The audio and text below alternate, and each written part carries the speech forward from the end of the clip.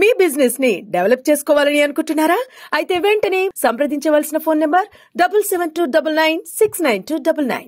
ఇలాంటి ఒక సెక్రటరీ వచ్చినప్పుడు తెలంగాణ రాష్ట్రంలో కూడా ఒక వాదన నడుస్తోంది. రేవంత్ రెడ్డి గారి ప్రభుత్వంలో పూర్తిగా నామినేటెడ్ కానీ లేకపోతే వేరే వేరే పోస్టులలో కానీ అందరు రెడ్డీసే ఉంటున్నారు, బీసీలకు ఇవ్వట్లేరు, అందుకనే తీన్మార్ మల్లన బీసీ నినాదం ఎత్తుకుంటూ అంటారు. అంటే రెడ్డి రాజకీయం నడుస్తుందా తెలంగాణ రాష్ట్రంలో? లేదు, ప్రధానంగా మీరు చూస్తున్నారు కదా కడారన్న, మీరు జర్నలిజంలో కూడా ఎంతో మీరు ప్రాచుర్యం పొందినటువంటి వ్యక్తులు. అయితే కాంగ్రెస్ పార్టీకి మొదటి నుంచి కూడా ఏంటంటే రెడ్డిలే ఎక్కువ పనిచేసినారు.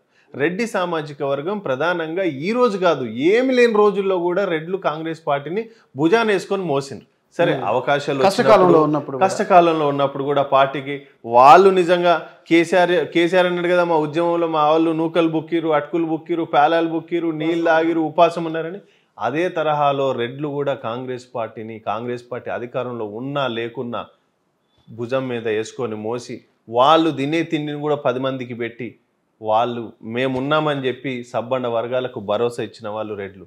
ఇవాళ రెడ్లకు అవకాశాలు వచ్చినాయంటే డెఫినెట్గా కష్టపడే వారికి అవకాశం వస్తుంది.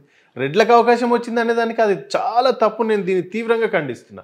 ఎందుకంటే రాజకీయంగా బహుజనులు ఎదగాలని కోరుకున్నది కూడా రెడ్లే కదా, ఎంతోమంది నాయకులను తయారు చేసింది కూడా రెడ్లు కదా. రెడ్లు ఎంత ఒక చరిత్ర తీసుకొని చూడమనండి, రెడ్లు ఎంతో భూదానం చేసిన వాళ్ళు ఉన్నారు. రెడ్లు ఇవాళ గ్రామాలలో ఒక రెడ్డి కుటుంబం ఉంటే 100 మంది కుటుంబాలకు ఒక భరోసాగా ఉండేవాళ్ళు రెడ్లు. ఇవాళ ఏ చిన్న కార్యం జరిగినా వాళ్ళకు ఒక ఆర్థిక సహాయం కావాలన్నా ముందుండి చేసేది రెడ్లు. రెడ్ల మీద నీకు వివక్ష ఏంటి? ఇవాళ సోనియా గాంధీ గారు, ఇందిరాగాంధీ గారు, రాజీవ్ గాంధీ గారు, చివరి గతంలో నెహ్రూ గారికి కూడా అసలు ఈ స్టేట్లో ఎవరిది ఆధిపత్యం ఎట్లుంటుంది, ఎట్లా పనిచేస్తారని వాళ్ళంతా ఒక అనాలిసిస్ తీసుకున్నప్పుడు ఇక్కడ రెడ్డి సామాజిక వర్గం బలంగా ఉంటుంది, వీళ్ళకు నాయకత్వం అప్పచెప్తే బ్రహ్మాండంగా పాలిస్తారు, పని చేస్తారు అని చెప్పేసి తీసుకున్నారని చరిత్ర చెప్తుంది.